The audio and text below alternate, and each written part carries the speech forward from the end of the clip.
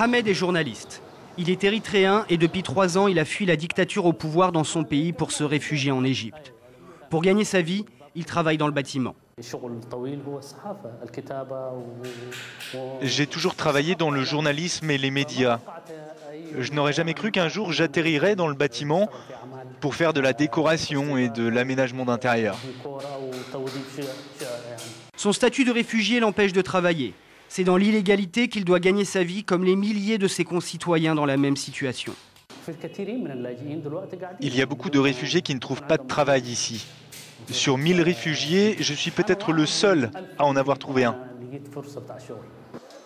En plus d'avoir trouvé un travail, Ahmed a la chance d'avoir un statut. Des milliers d'Érythréens sont arrivés illégalement en Égypte et plus d'1 millier d'entre eux ont été expulsés, selon Michael Kagan, un défenseur des droits des immigrés légaux et clandestins. L'Égypte a expulsé cette année à 4 reprises des gens sous protection de l'ONU. Nous ne savons pas ce qui s'est passé pour tous les réfugiés sous protection des Nations Unies. Nous retrouvons Ahmed chez lui, dans le centre du Caire.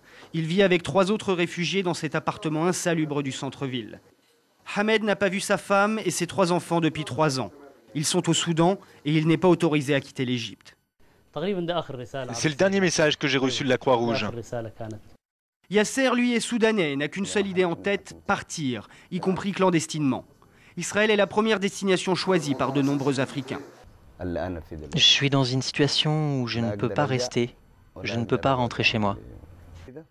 Nous montrons à Yasser des images de clandestins passant en Israël. Ces images, prises sur le téléphone portable d'un passeur égyptien, le font sourire. Comme la grande majorité des Africains en Égypte, il nous jure qu'il n'a jamais pensé faire le voyage. Pourtant, le nombre de candidats à l'exil vers Israël ne tarit pas. Un voyage qui a coûté la vie à près de 20 personnes depuis début 2008.